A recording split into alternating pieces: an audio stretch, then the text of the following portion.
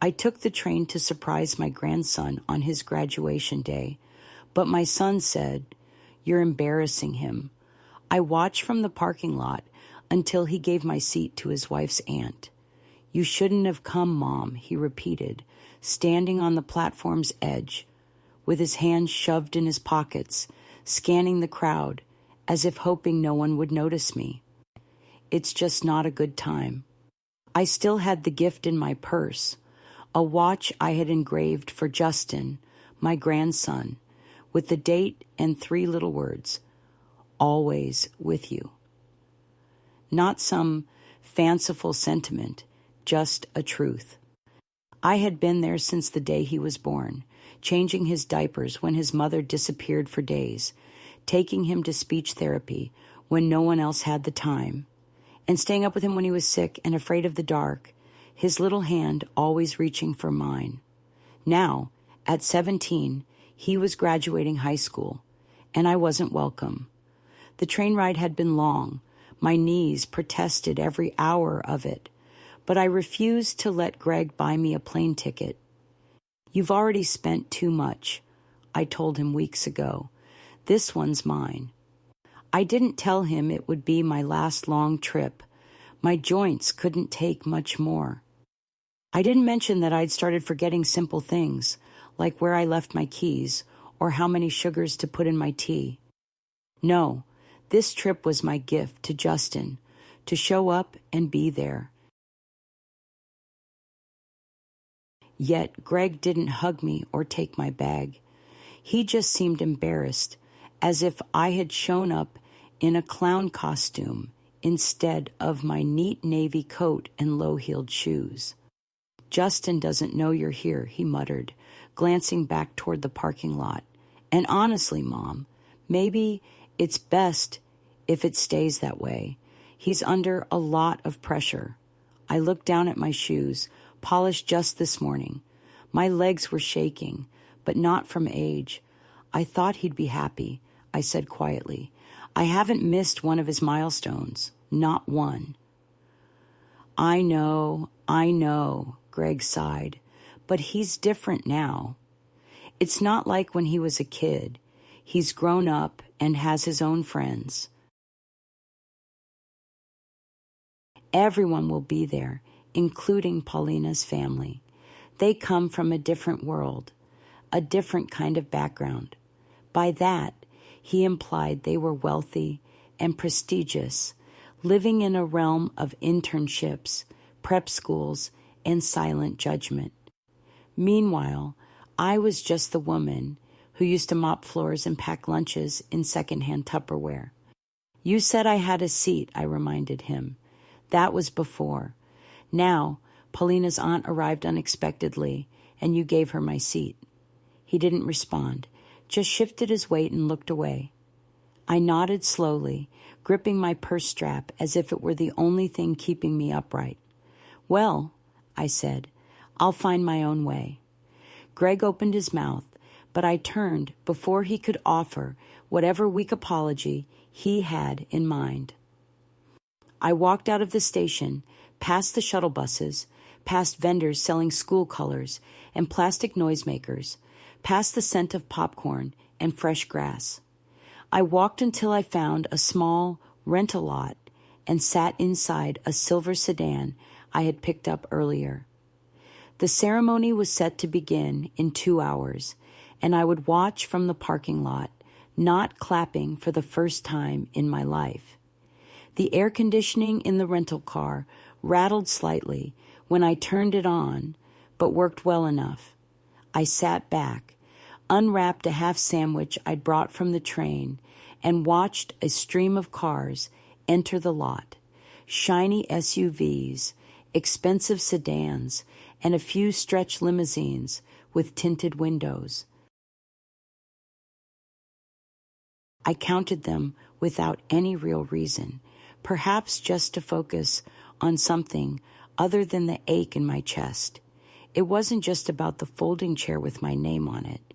It was about being quietly and efficiently erased, a lifetime of showing up to babysit, fund field trips, remember birthdays, and pieced together things no one else cared to fix, all set aside for a woman I'd never met, Paulina's aunt. I imagined her in something elegant, likely pearls, not the sort you find at a garage sale, as they appeared genuine when the light hit them just right. I checked my purse again. The envelope was still there, sealed, containing the graduation card with the simple watch inside and a little note I'd written on the back of the tag for Justin. I've loved you every day of your life, no matter the distance. Love, Grandma. I folded the flap back over and tucked it into the side pocket. Perhaps I'd leave it on his doorstep, mail it next week, or maybe even burn it. My thoughts flickered between all three options like a faulty light bulb. A tap on the window startled me, and I turned to see a young woman, possibly in her early 30s, wearing a staff polo shirt and holding a clipboard.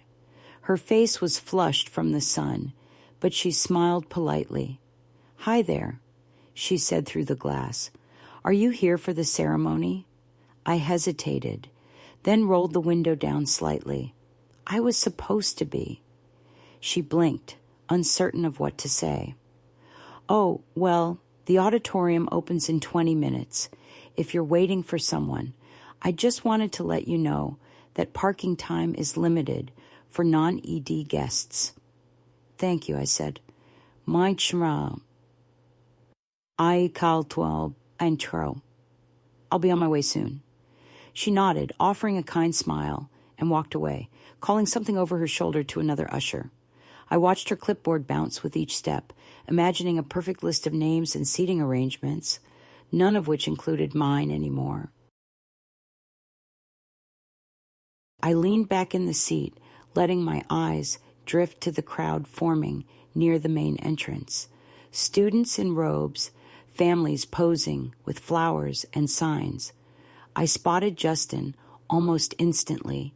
Even from a distance, I recognized his walk. Tall, shoulders slightly hunched forward, as if he hadn't realized yet how much space he could occupy.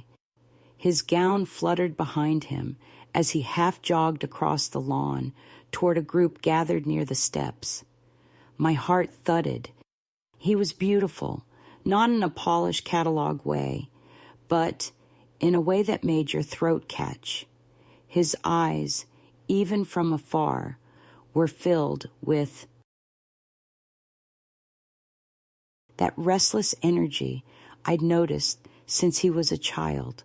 The kind that wanted to outrun the world was still there. A woman rushed up to him and embraced him. Paulina, blonde, self-assured, and looking expensive.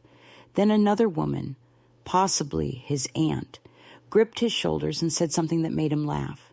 He smiled, and I don't know why that hurt so much. Maybe I expected him to look around, to search the crowd for the one face he hadn't seen yet, mine. Perhaps I wanted him to instinctively know I was nearby, but he didn't. He laughed, posed for a picture, and stepped inside, the door closing behind him. I sank lower into my seat and did something I hadn't in years. I cried quiet, useless tears, not out of anger nor surprise, but because a part of me still believed I mattered.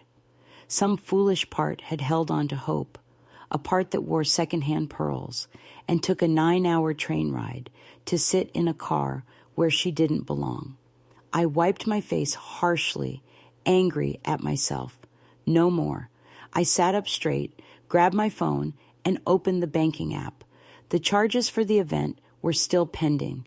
The catering invoice, the floral arrangements, the photography package, nearly $12,000 in all, billed to the same account. Mine. I tapped the screen, hesitated, then tapped again, cancel transaction.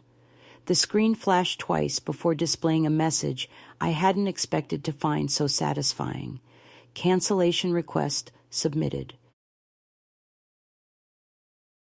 I stared at it, my thumb hovering over the screen, as if needing to confirm that I had truly done it. $12,000 gone from the caterers, the florists, the photo booth, but $12,000 still with me for now. The silence in the car was dense, not uncomfortable, just final. I'd always paid without question. When Greg's mortgage needed a top-up, I paid. When Paulina wanted a new kitchen island before the baby shower 3 years ago, I paid. When Justin's school uniforms needed replacing, even though he hadn't grown much, I paid. But now they couldn't even locate a chair for me.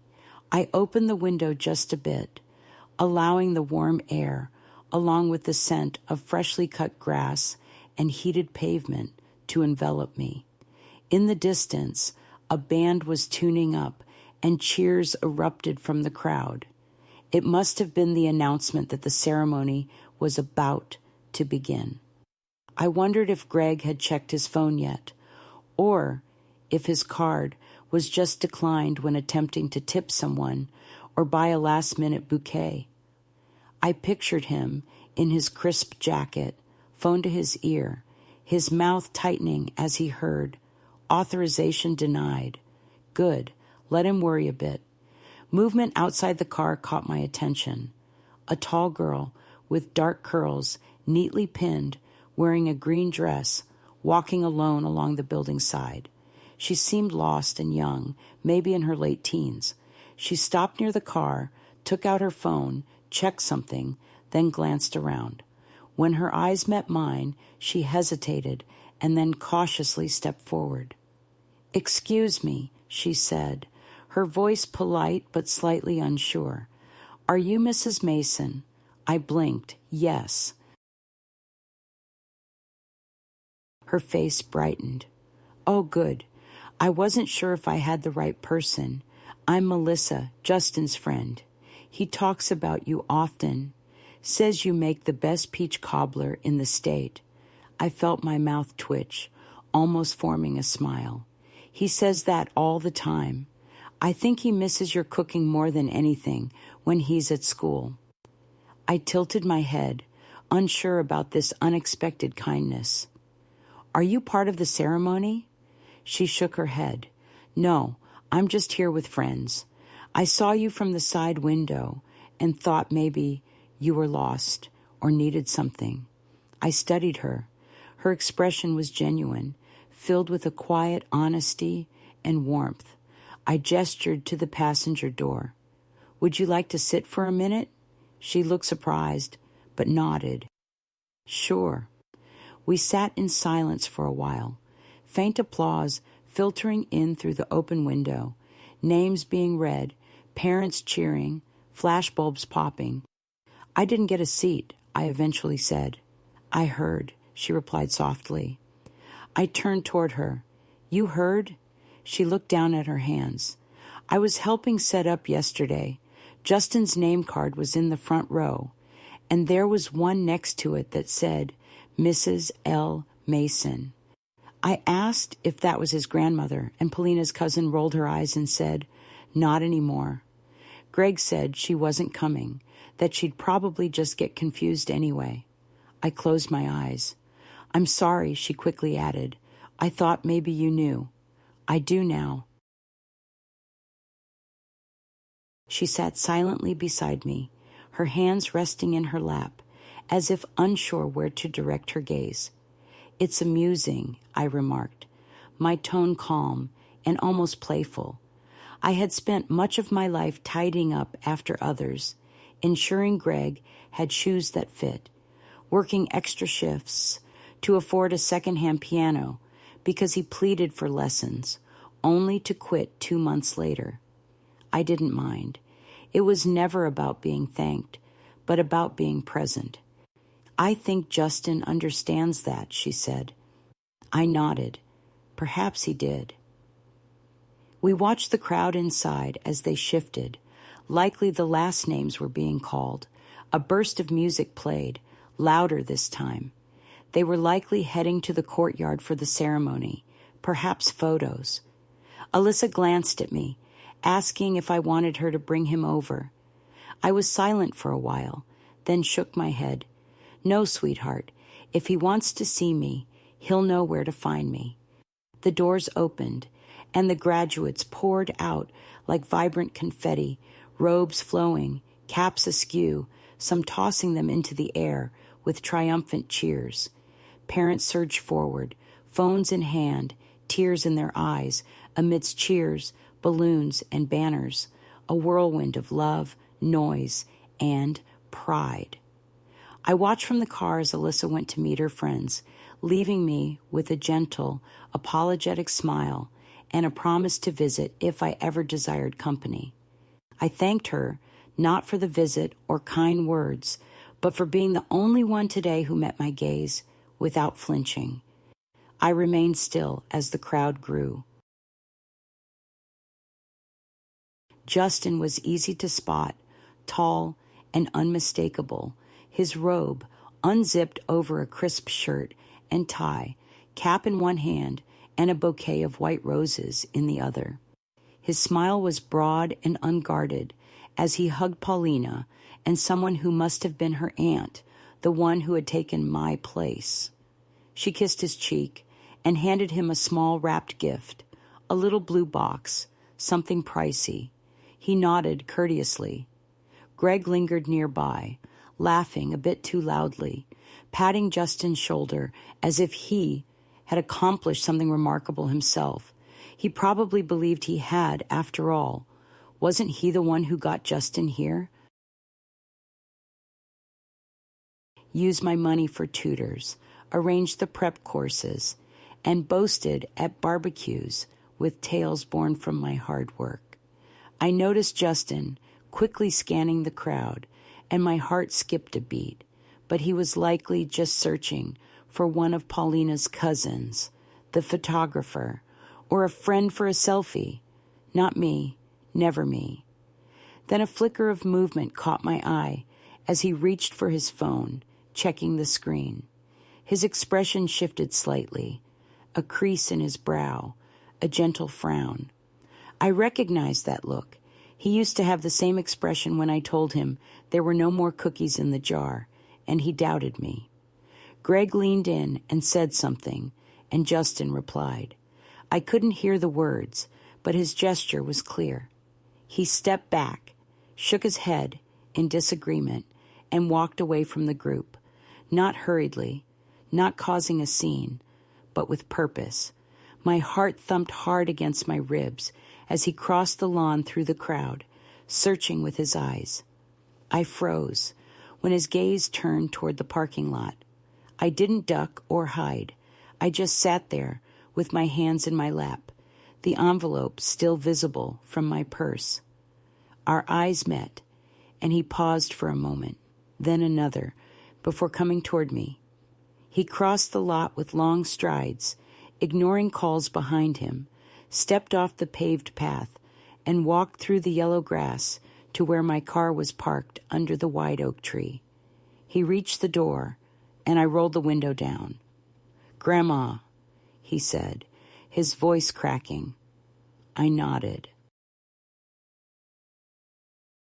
He looked me over, my dress, the one I had ironed that morning just in case, my hair pulled back into its usual bun, the watch on my wrist, my hands. He seemed to want to say something, but struggled to find the words. "I didn't know," he finally said, breathless. "I swear I didn't know you were here." I nodded slowly. "I believe you. Why didn't you tell me?" "Your father told me not to," I replied. His jaw clenched. "He told me you couldn't make it, that you were too tired, that you said it yourself." The silence between us was heavy, yet clear. "Is that for me?" He gestured toward the envelope. I handed it to him through the window. He accepted it gently, almost with reverence. "Can I open it?" he asked. "It's yours," I replied. His fingers carefully broke the seal, and he pulled out the card, reading it before noticing the watch. His eyes welled up. "Grandma, I chose it because it's silent," I explained. "No ticking sound. Some people dislike the noise. He remained silent for a moment, just holding it, the straps lying across his palm like something sacred. I didn't know, he murmured softly. I know, I whispered as he looked at me. Really? His gaze revealed the boy he once was within the man he was becoming. Can I sit with you for a while? He asked. I reached over and unlocked the door. Justin slid into the passenger seat, just as he had countless times before. There was a small scuff on his dress pants, likely from running across the lawn, but he didn't seem to notice. He held the watch in both hands, as if afraid it might vanish. We sat quietly for a bit. I didn't need to fill the silence, but he did. I should have asked more questions, he finally said. When Dad said you weren't coming, it felt wrong, but I didn't want to start anything. You were busy, I said. No, he replied. I was comfortable. I turned slightly to look at him, his profile now strong, the soft lines of boyhood sharpened by time and self-awareness. But his voice, still my boy's voice, held an edge of shame, wanting to make things right, even if he didn't know how. They gave my seat away, I said, not bitter, just matter of fact. His eyes fell to Paulina's aunt. I raised an eyebrow. You knew? She came this morning last minute. Dad said there wasn't room for everyone, but you were on the original list, Grandma. I saw it when the programs were printed. You were supposed to be right next to me. I didn't respond. He sighed heavily. He told me you canceled, said you didn't want to sit in the front row, that you didn't like crowds. I rode 9 hours on a train, I said quietly. Justin looked down at... I should have called about the watch, but I didn't, and arguing wouldn't help now. He wasn't mean, just thoughtless, as young people often are, lost in their own new beginnings and unaware of the impact they have. You look handsome, I remarked. His smile was small, almost boyish. Paulina chose the tie. I wanted the navy one she usually picks for you. Lately, yes, he replied without much pride. I watched him fiddle with the watch, turning it over and tracing the engraving with his thumb. Always with you, he read aloud. That's what it says. I nodded. Paulina never asks about you, I mentioned. I shared stories with her about our library visits every Thursday and how you attended every school play, even if I had just one line. She laughed and called me a grandma's boy. That's not the worst thing to be, he chuckled softly, then grew quiet. I got so focused on being proud of where I was heading that I forgot to be proud of where I came from, he admitted. The words struck me deeply, though I didn't show it. I gazed out the window as the courtyard emptied and photographers completed their rounds. Greg stood by the fountain, phone to his ear, looking frustrated. Seems he just learned about the cancellations, I murmured. Justin followed my gaze. You canceled everything? Most of it, I replied. The banquet, the flowers, the professional photos. They'll keep the plastic center pieces. Those are probably paid for. He whistled softly. Damn! I gave him a sidelong glance. Language. Sorry. We sat in silence until he asked, You're not going to the dinner, are you? I didn't respond. He turned to me. Can I take you somewhere else? Like where? I don't know. Somewhere real. Burgers, maybe milkshakes. Somewhere I don't have to pretend. I looked at him, wondering if he realized what he offered. It wasn't just a meal.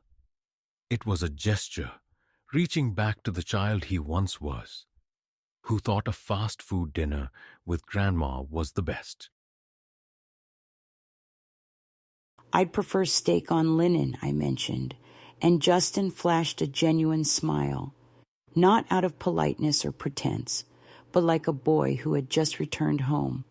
I'll drive, he offered, reaching for the keys in the ignition. You've been in this car too long.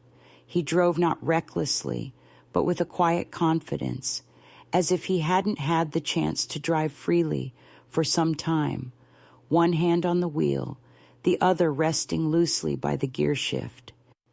I observed his profile as he navigated the narrow streets, leaving the school, the crowd, and the family gathering that was quietly dispersing. Do you even know where you're going? I asked with a half smile. I have a place in mind, he replied. It's not fancy. Is that okay? I laughed. Fancy never impressed me. I prefer food that looks like food, not like art. He glanced at me, saying, You're still the same. I raised an eyebrow. Were you expecting someone different? He didn't respond, but his smile suggested he understood more than he let on. He turned onto a narrow side street, passing an old gas station and a closed hardware store, until a low brick diner with a flickering neon sign reading Hank's came into view. There were no white tablecloths, valet parking, or wine lists, just worn booths and laminated menus, the kind of place where they remember how you like your eggs. I used to come here with Joanne, he said, when Mom was still around, and Dad was always busy after Little League games, remember? I did, and the memory was both sharp and sweet. He would sit across from me with scraped knees and dirt on his cheeks, ordering grilled cheese and asking if he'd ever hit a home run. I always said yes. He held the door for me, and the bell jingled overhead. The place hadn't changed. Same red booths, same old fan spinning lazily above, and the same waitress behind the counter, though she looked a bit grayer. Two, she asked. Justin nodded. Corner booth if it's available. She flashed us a quick smile and gestured for us to slide into the booth by the window, where the vinyl was warm from the sun. Justin reached for the menu, but set it down without opening it. I already know what I want, he said. Grilled cheese and a chocolate shake, I guessed. He grinned. And curly fries. Some things don't change. I glanced over the menu. I'll have the same, I said. You used to get soup, he remarked. I used to have teeth that could handle crusty bread, I replied. He laughed, and I felt something inside me loosen, something old and hard. The waitress took our order and returned with 2 glasses of water and a knowing smile. Graduation day? She asked. Justin nodded. Congratulations, sweetie. Thanks, he replied. Once she left, he leaned forward, resting his elbows on the table. So, what happens now? What do you mean? I asked. I mean with Dad, with Polina, with everything. Are you really done? I stirred my water with the straw. I think so. You've been doing everything for us, paying for everything, being there even when no one noticed. I noticed, I said simply. But it was never about the money, was it? I shook my head. It was about making sure the people I loved had what they needed. I just forgot to ask if they needed me. His jaw tightened. They don't deserve you. Maybe not, I said, but you do. He didn't respond right away, just looked out the window, at the parking lot, at the people walking by, at the world still turning like nothing had changed. I'm going to college in the fall, he said. State University, mostly a full scholarship, but housing's tight. There's a wait list for the better dorms. I understood where this was heading. I reached into my purse and pulled out a smaller envelope, not the one with the watch. This one was flatter, with paperwork. "What's this?" he asked. "A new account in your name. I transferred the graduation funds into it." He stared at me. "Grandma." I didn't stop the payments out of anger. I stopped them because they forgot who was paying and who cared. "You remembered," and his eyes glimmered for a brief moment. "I'll handle it carefully, I promise," he said, clutching the envelope as if it were fragile. "You didn't have to," he remarked. "Yes, I did," I replied. The food arrived as the sun dipped lower, casting a warm amber glow through the diner's windows. Our grilled cheese sandwiches were golden and crisp on white plates, with curly fries piled like twisted ribbons on the side. The milkshakes were thick, served in tall glasses, with whipped cream starting to melt down the sides. I watched Justin take his first bite. For a moment, he seemed like a boy again. No gown, no expectations, no burden of future plans. Just a young man enjoying something that reminded him of simpler days. "I missed this," he said around a mouthful. "It tastes the same." Naturally, it did. Real butter, cheap bread, sharp cheddar. The formula never needed changing. He smiled, and for a while, we just ate. No heavy conversation, no emotions interrupting the silence, just the clink of forks, the gentle hum of the overhead fan, and the comfort of being there together. As he nearly finished, he set his milkshake down and asked, "Do you think you'll head back tonight?" I shook my head. "I'm staying in a motel near the station. I'll catch the early train tomorrow." "I could drive you," he offered. "You don't have to." "I want to," he insisted. I looked at him and said, "It's not about the ride, sweetheart. It's about where you go after this dinner ends. Back to them." He shifted uneasily. "I don't know what I'll say to Dad." "You'll figure it out," I reassured him. He frowned. "He's going to be furious when he finds out about the payments." "He already knows. I saw his face when you were walking over." Justin rubbed his hands over his face. "He's going to blame me." "Let him." But I didn't. "I know, but sometimes people need someone to direct their guilt at.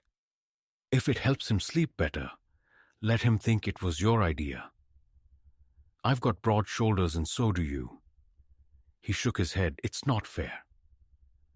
"Most things aren't," he stared at.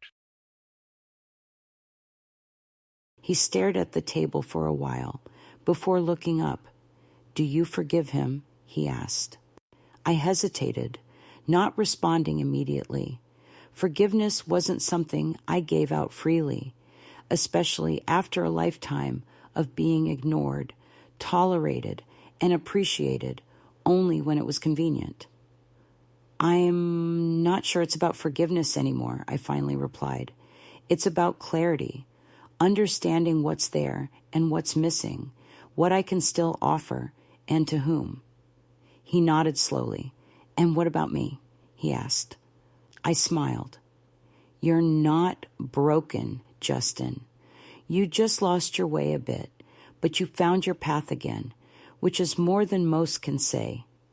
The waitress brought the bill, and I instinctively reached for it, but Justin was quicker and placed some money under the receipt without showing me how much. "I get to treat you this time," he said. "Be careful," I cautioned. "It's addictive." We left the diner together, stepping into the gentle pink hues of the evening. The breeze had cooled, rustling the trees lining the sidewalk. A few kids rode by on bikes, their laughter trailing behind like kites. Justin walked me to the car and opened the door for me. "Can I drive you to the motel?" he asked. "No, but you can walk me to the front desk." We traveled the short distance without speaking. Upon arrival, he accompanied me inside as promised. At the counter, I provided my name and received the key. The clerk remained silent, as is common in small towns where silence often communicates more than words. Outside my room, Justin paused. "You'll call me?" he asked. "When you get home." "I will," I replied. "And if I visit this summer?" I smiled and said, "The peach cobbler won't bake itself." He moved forward, hesitated, then embraced me tightly. "I love you," he whispered. I held him and, for the first time that day, closed my eyes. He departed only after I had locked the motel room door. I lingered by the window, watching him cross the parking lot. He didn't rush and appeared taller and more upright, like someone who had made a decision. Once his car vanished down the road, I sat on the bed's edge and removed my shoes, my feet aching from a long day. Shoes meant for standing tall were not ideal for standing still. I let down my hair, and the mirror caught my reflection, showing a woman who looked tired and older, but still present. I picked up the hotel phone and dialed, not Greg, Paulina, or even Justin. I called the bank. Richard answered, his voice as warm and steady as ever. "Mrs. Mason," he greeted. "Is everything all right?" "Yes," I replied. "Everything's fine. I'm calling to make sure the transfers I canceled today remain canceled." "No, ma'am," he assured. "Everything remains as you requested." The funds were halted before authorization, and the vendors were notified. "Good," I said, pausing. "Is there anything else I can do for you?" he asked. I hesitated. "Actually, yes. I'd like to arrange a full review. I'm considering revising my will. I can schedule a call for Monday morning and arrange for a legal consultant to join, if you'd like." "That would be appreciated." We settled the details, and after I hung up, I sat quietly in the still room. The air conditioner hummed softly, and the world remained outside the thin curtains. As I descended into darkness, thoughts of Greg filled my mind. I recalled his voice at the station this morning, the tension and the shame he didn't bother to conceal. He understood the implications of asking his mother to leave, yet he did it for convenience, image, and control. The pain from that decision lingered, not as a sharp sting, but as a slow, persistent ache, like a bruise beneath the skin. I knew better than to expect a genuine apology from Greg. He was more inclined to explain, justify, and manipulate. However, perhaps this time he wouldn't have the opportunity. I retrieved my old address book, flipping to the back where I jotted down names I hadn't contacted in years. A lawyer I met after my husband's death, and an accountant I trusted before Greg took over. Both were still around, still accessible.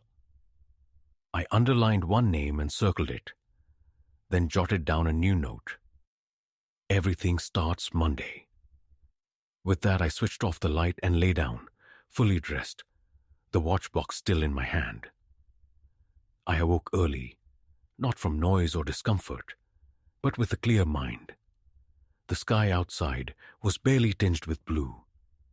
Slowly, I dressed and packed my belongings, placing the envelope containing Justin's new account documents back in my purse, along with a note he had slipped to me when we said goodbye. I hadn't read it until I was on the train. Folded once, it was penned in his ever-boyish, all-caps handwriting. "Thank you for not letting them turn you into a shadow." "I see you, and I always will." I pressed the note to my chest as the train swayed gently, and for the first time in years, I didn't feel like I was fleeing anything. I was returning, not to the same home or routine, but to a part of myself I hadn't visited in decades, the part that didn't apologize for existing. The house was just as I'd left it, quiet, modest, and warmed by the afternoon sun. My peonies had blossomed in my absence, vibrant and unapologetically alive. I paused at the gate, luggage in one hand and purse in the other, simply breathing. Home didn't need to welcome me. It knew I would return. Inside, the air held a faint hint of lavender from sachets in the linen closet, while dust settled on the windowsill and mail lay neatly under the front mat. Nothing urgent, nothing desperate, just the steady rhythm of a life I had maintained longer than anyone knew. I brewed tea not out of necessity, but because the ritual grounded me. I placed the kettle on the stove, took down my favorite cup, the one with a barely noticeable crack, and waited. Just as I sat down, my phone rang. Greg. I let it buzz twice, then thrice, and stop. Moments later, it rang again. Greg once more. I let it ring out, then glanced at his message. Mom, what's happening? The venue called. The florist said payments were withdrawn, and Justin is missing. Call me right away. I didn't respond. 2 minutes later, another message arrived. I know you're in town. Why didn't you tell me? You embarrassed me, Mom. Paulina is furious. I placed the phone face down and sipped my tea, still hot and strong, just as I preferred. By evening, I had 9 missed calls, 4 voicemails, and 2 messages from Paulina herself, her tone clipped and formal, as if masking anger. Edith, I understand you've canceled several key payments for Justin's event. This has put us in a tough spot. Please realize how unkind and disruptive this is. Call so we can resolve this as adults. I chuckled at the last line, as adults. Funny how that phrase emerged when they sought something. I spent the evening in the garden, pulling weeds, watering the soil, watching bees move purposefully among the blooms, something I envied.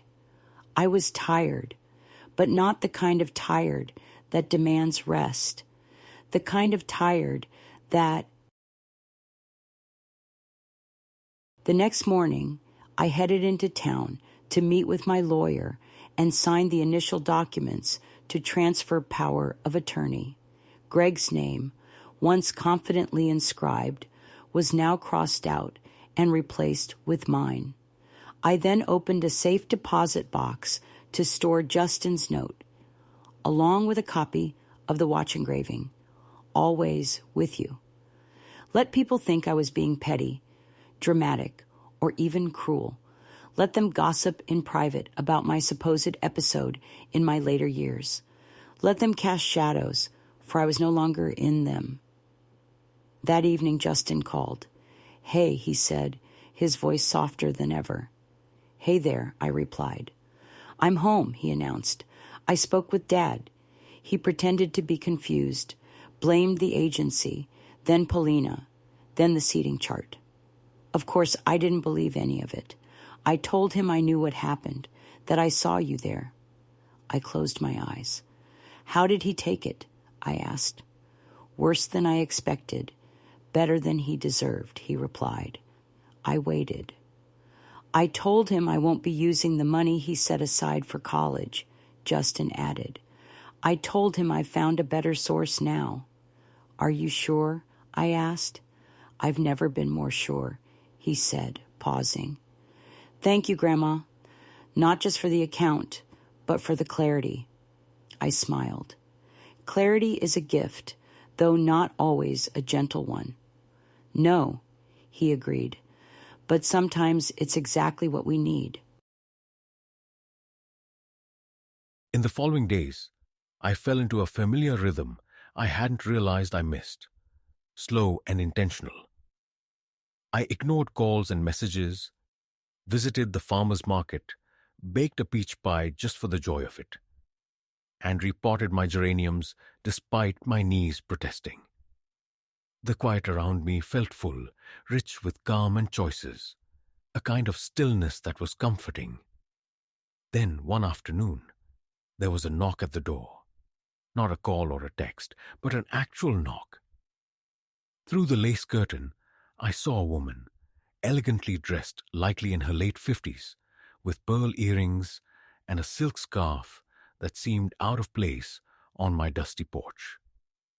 I didn't recognize her at first, but her determined expression was familiar.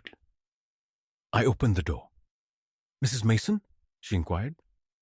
"Yes," I said, as she extended her hand. "Ayla Ferris, Paulina's aunt." I hesitated, then shook her hand, which was cool and soft yet firm. "I hope I'm not intruding," she added. "I got your address from the event organizer. She wasn't supposed to share it, but I was persistent."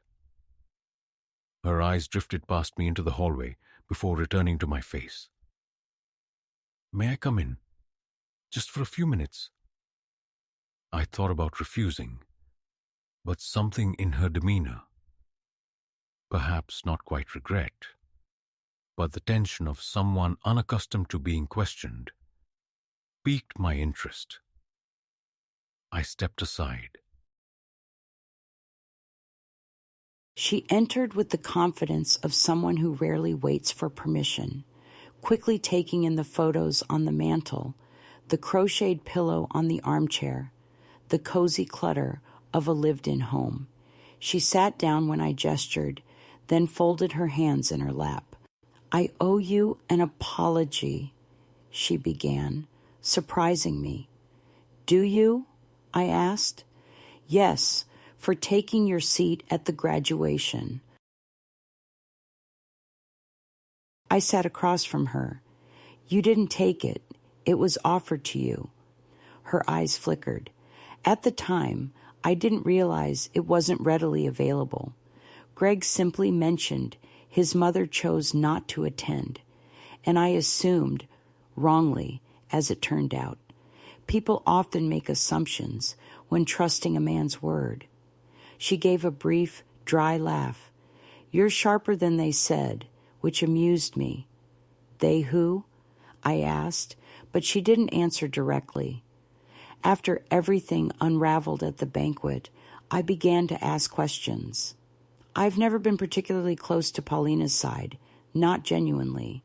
I attend events, send gifts, but I don't engage in politics. "Then why were you there?" she asked, tilting her head. "Because it mattered to Paulina. She wanted the guest list to appear a certain way, wanted the family to present a certain image, and I suppose I fit that image." She paused. "But I don't like being used or lied to." I remained silent. Elaine reached into her bag and retrieved a slim envelope. "This came for you, mistakenly sent to their address." Paulina opened it by mistake, or so she claims. She passed it on without reading, but I saw your name and thought it best to bring it myself. I took the envelope, curious. It was from the university, a standard manila with the college logo in the corner. Justin's name was on the return address. I opened it to find a printed photo, not glossy, just a copy of him in his gown, standing in front of a building I didn't recognize. What caught my eye wasn't the cap or certificate in his hand, but the watch on his wrist, positioned to reveal the engraving, "Always with you." Below the photo was a handwritten note. "Thought you'd want the first picture, the real one. Love, Jay." I pressed the photo to my chest for a moment, then looked up. Elaine watched me intently, not judgmental, just quiet. "He's a good boy," she said. "Yes," I replied, "he is. I hope he stays that way." "So do I." She stood. I won't take more of your time. As I walked her to the door, she turned one last time.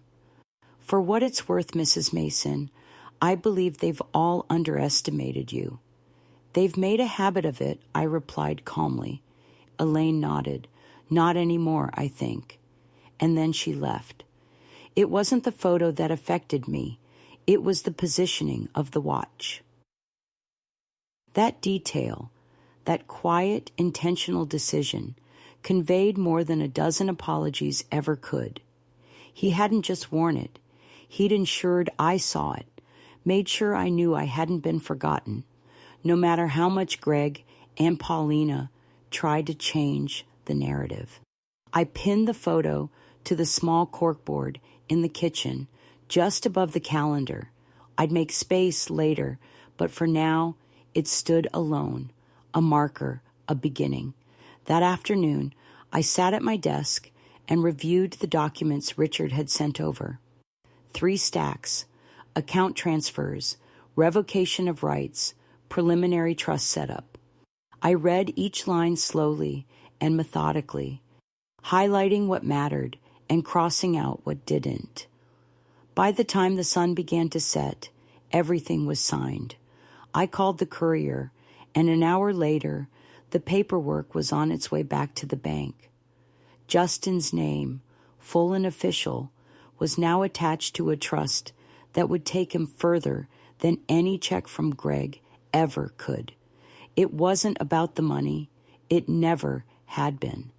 It was about drawing a line, one clean and sharp enough that even Greg wouldn't dare cross it again.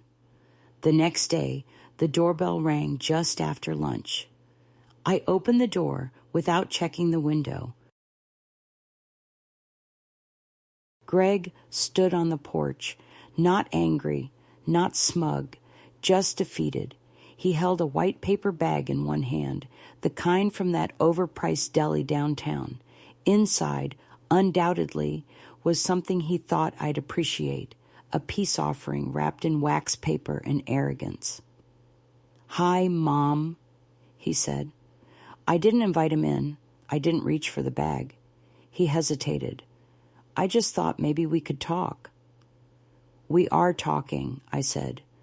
He glanced over his shoulder like he expected a neighbor to be watching. Maybe they were. He turned back to me. "You embarrassed us." I raised an eyebrow. "Interesting choice of opening. You could have handled it differently." I was quiet, didn't cause a scene, and didn't even enter. You canceled everything. "Yes," he sighed heavily. "Do you know how that affected Paulina and me? You humiliated us." "No, Greg, I revealed the truth. There's a difference." He didn't appreciate that. His jaw tightened. I stepped outside and shut the door behind me. "No reason to bring this into my house," I stated. "You've lost that right."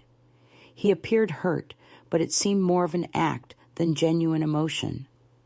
"Justin came to me," I went on. "He found me in the parking lot, not because you told him I was there. You didn't. But because he trusted his instincts, something you once had." "I was trying to protect him," Greg said, "from complications. From me," I cut in. "From the woman who raised him while you were busy chasing job titles and image. From the woman who comforted him as he cried when his mother left." He remained silent. "You weren't protecting him, Greg. You were shielding yourself from discomfort, from accountability, from facing the truth of abandoning the person who made your life possible." He tried to respond, but I didn't allow it. "I'm done funding your comfort," I said. "I'm done financing your silence. You want dinners, pay for them.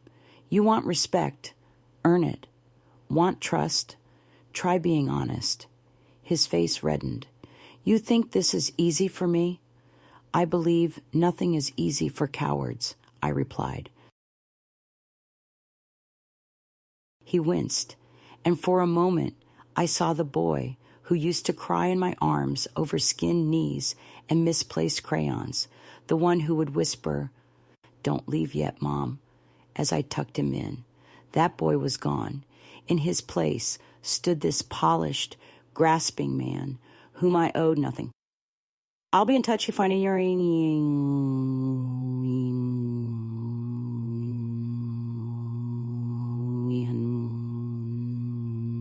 No need, I replied. Everything you used to reach is now out of your hands. He glanced at the bag in his hands as if he'd forgotten about it, then offered it to me. "Roast chicken on rye," he said softly. "Your favorite." I didn't take it. "You should eat it before it gets cold," I replied, then turned and went back inside, closing the door behind me. I didn't cry, though I thought I might after shutting the door on my only child and turning down the sandwich that once could have eased the silence. But I didn't cry, not from coldness or pride, simply because there were no tears left for Greg. He had exhausted them over years of quiet disappointments, phone calls that felt like updates rather than conversations, and holiday invitations that seemed more like formalities, always at the last minute with a corner table and an extra fork, but never a truly meaningful place. I had allowed myself time to grieve. What remained now was distance, not as punishment or bitterness, just space and tranquility, the kind of peace that doesn't need approval. That evening, I called Justin. He answered immediately. "Hey," he said, slightly out of breath. "I was just about to text. Are you okay?" "I'm fine," I said. "Your father came by." A pause lingered. Should I inquire how it went? I opted not to let him in. Relief was evident in his voice, along with something else, perhaps guilt or the strain of loyalty stretched too thin for too long. "He brought a sandwich," I added. Justin laughed, saying it's typical of him to think food can mend things. Maybe it once could, I agreed, but not anymore.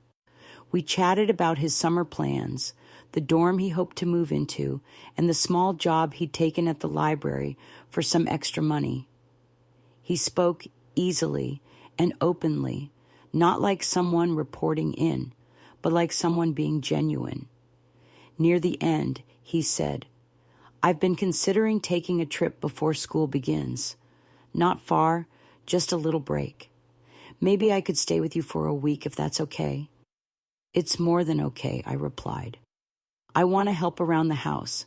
I could fix that porch railing, maybe repaint the shutters," he offered. "You know how to do all that?" I asked. "I've got YouTube and pride," he replied. I smiled into the phone. "You have more than that, Justin. You have roots. You just needed to remember where they are." We hung up shortly after, and I sat quietly, fingers still resting on the warm phone. Outside, the sky had turned a deep, gentle blue, the shade that appears just before true darkness. I stepped onto the porch. The bag Greg had left was still on the top step, untouched. I picked it up and walked it to the compost bin behind the shed, dropping it in.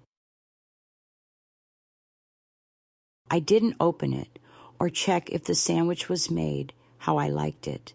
It didn't matter. Sometimes even familiar things become inedible when trust is lost. Later that evening, I sat at the kitchen table and opened my old recipe book, the one with butter stains and handwritten notes in the margins, the one Justin used to browse as a child, asking if we could make the funny-shaped cookies or the pie with braided crusts. I turned the pages slowly, letting the paper whisper the years back to me. Then I did something I hadn't done in a long time. I started a new page, Justin's Cobbler. In 2025, not because the recipe had changed, it hadn't, but because its significance had evolved. The name now carried weight, symbolizing something reclaimed and passed on, not by obligation, but by choice. I jotted down the ingredients, then hesitated before the instructions. Instead, I wrote, "Make when someone you love finds their way back to you." After closing the book, for the first time in ages, I felt content. The following week unfolded with quiet, steady progress. No grand gestures, no abrupt confrontations, just the gentle restoration of a life I had long ignored. I cleaned out the upstairs closet, filled with boxes labeled by years instead of contents. I discovered photo albums I thought were lost, recipes scribbled on the backs of envelopes, and birthday cards from Justin when he still signed them in backward letters. On Thursday, I received a real letter in the mail. The handwriting on the envelope was unmistakably Greg's, heavy, angular, overly careful, as if trying to convey calmness but pressing too hard with the pen. I opened it at the kitchen counter. No greeting, just one line. "I'm sorry you felt unwelcome." I stared at the words for a long time. Not because they shocked me, they didn't, but because they landed precisely as he intended.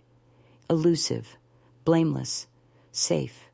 I folded the letter once, twice, and tucked it beneath the drawer liner at the back of the silverware cabinet, out of sight. I wasn't angry. I was done.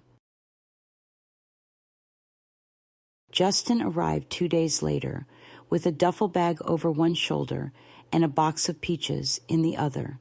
"Straight from the orchard," he said proudly. I figured I'd bring the ingredients since I'm hoping for pie. I stepped aside to let him in. "You've always known how to sweeten the deal," I remarked.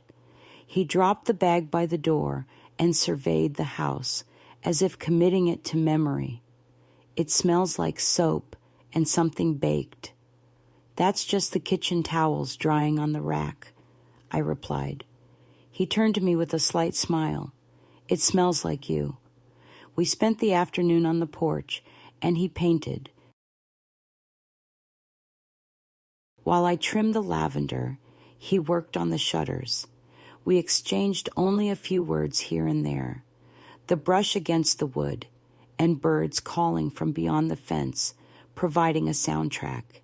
Occasionally, he would pause and glance at me, as if confirming my presence. I was always there. That evening, as we enjoyed warm peach cobbler with slowly melting vanilla ice cream, he confessed, "I haven't told Paulina I'm here." I nodded, responding, "That's your decision. She messaged me this morning, hoping I'd cool off." "And will you?" he asked, looking at his bowl. "No, I don't think I will," he replied. I waited as he continued. "She always said she admired your strength," his tone suggesting that strength was something to be wary of. I remarked, "Some people prefer gentle things until they realize that softness can decay like anything else." He looked at me sharply, then laughed. "You've gotten bolder." "No," I replied. "I've just become quieter." When a quiet woman starts speaking her mind, people mistake it for thunder. He leaned back, eyes thoughtful. "Do you think she'll come around?" "I don't know," I admitted. "But it's not your responsibility to make her or change yourself until she does." He stared out the window. I thought I had to choose between love and loyalty. Now I believe loyalty should be part of love, not separate from it. His words made me smile. He stood up, taking our bowls to the sink, washing them as if he had always been part of this place. Seeing him, this tall young man in my kitchen, stirred something deep within me. Not grief nor nostalgia, but recognition.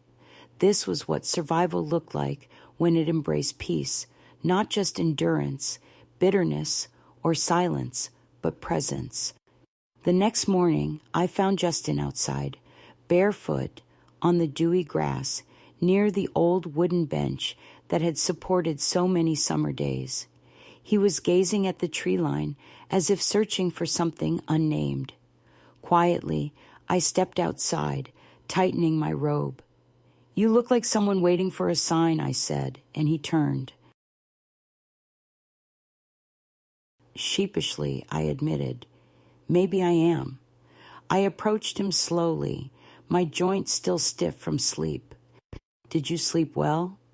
"Like a stone," he replied. I hadn't realized how heavy everything had felt until it was gone. We sat together on the bench, and it groaned beneath us like an old friend waking up. "I keep thinking about the train station," he said after a while. "How close I came to not finding you." "But you did find me," I reminded him. "That's what matters." He shook his head. "I know, but I keep replaying it. The speeches, the cameras, the people saying, 'What a perfect day.' And I just remember your window rolling down and seeing your face. I don't know, it just seems so still." He had no idea how much effort that stillness required, how many muscles tensed to keep my hands from shaking. "I'm glad I turned around," he said. "So am I." He leaned back, resting his head against the bench rail. "Do you think Dad will ever change?" I didn't respond immediately. "I think," I said slowly, "that people only change when their comfort is threatened, and Greg's had a long, easy run. But you changed," he pointed out. "No," I gently corrected him. "I remembered." He looked at me, truly looked, and nodded. "Yeah, that's more accurate." We spent the rest of the morning doing small tasks, laundry, clearing the garden path, reorganizing the spice rack. He followed my lead without needing to ask, and when I heard him humming softly, I didn't say a word. I let him have that little sense of purpose. At lunch, the doorbell rang. Justin peeked through the curtain. "It's her," he said. I didn't need to ask who. Paulina stood on the porch in linen pants and oversized sunglasses, holding her phone in one hand and car keys in the other. Her posture was impeccable, her mouth set. "I'll go," Justin offered. "No," I replied. "Let me." I opened the door but didn't invite her in. "Mrs. Mason," she said coolly, "I see you're well." "I am." She glanced over my shoulder. "Justin's here?" "He is." "Did you consider it appropriate not to inform me?" I smiled gently. "I didn't think about you at all." That unsettled her more than any insult could have. She shifted on her feet, her lips pressed tightly together. "I just wanted to say that what happened at graduation wasn't personal," she said. "It was unfortunate, but not personal. Everything feels personal when you erase someone. I didn't erase you." "No," I replied, "but you helped Greg do it and benefited from it." Her jaw tightened. "I won't be blamed for something I didn't control." "You don't need to be blamed," I said calmly. "You need to be irrelevant, which you now are." Paulina blinked. The sunglasses couldn't hide her flicker of doubt. "I'll tell Justin you stopped by," I added. She turned to leave but paused halfway down the steps. "He'll come back to me," she said. "They always do." "Not this time," I replied, closing the door before the silence could respond. Inside, Justin was drying dishes in the kitchen. He looked up, concerned. "Everything all right?" "She won't be back." "Are you sure?" "She was never really here." He nodded. I didn't say anything because I didn't know how. She always seemed so certain. She still is, but certainty doesn't equal truth, just volume. He smiled, both sad and warm. You say things like you've been keeping them inside for years. I looked out the window. The light had shifted. The garden was golden. I have, I said, but I'm done holding back. We spent the rest of the week in a silence that required no explanation. Justin fixed the porch railing, as promised, painting it white with 2 coats, using a steady hand. He even cleaned the brush afterward.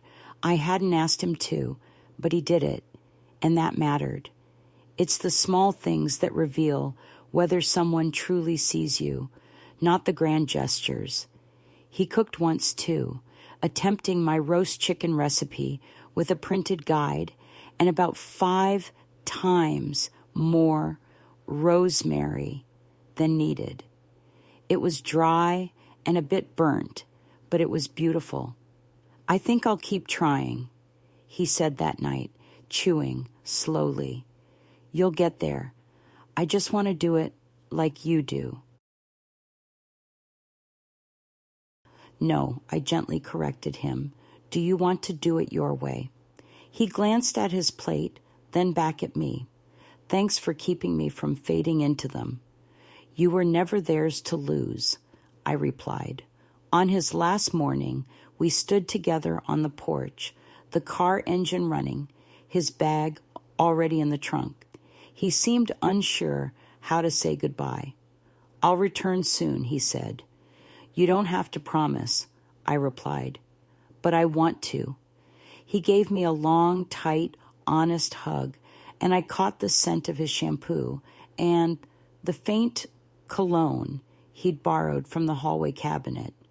He wanted to smell like someone with direction. Will you be okay? He asked. I already am, I nodded. He got in the car, rolled down the window, and asked, Will you write to me sometimes? I always have, I replied. He drove off slowly, waving once before the turn, and I remained there until his tail lights disappeared. That evening, I made myself a cup of tea and sat by the window with a recipe book in my lap. I didn't open it, just held it, its spine softened by years of use. So much had changed in this house, but not the familiar feel of that book. I reflected on the women I'd known, those who kept their pain hidden, who endured insults silently during Sunday dinners, who were told they were too much or too little, too loud, too plain, too old. Yet we're still here, standing in kitchens, wiping tables, whispering truths into soup pots. We're still the ones who remember the birthdays others forget, who watch from the parking lot just in case, but maybe not anymore. Maybe we're finished waiting for seats at tables we built. Perhaps it's time to set our own. And if you're reading this, if you've ever been sidelined, interrupted, told to stay quiet for the sake of peace, know this: you were never the problem. You were the root, and roots grow back stronger, deeper, wiser. They always do. If this story reached you at the right moment, or reminded you of who you are, linger a little longer, leave a comment, share your voice. We're not finished. No longer speaking.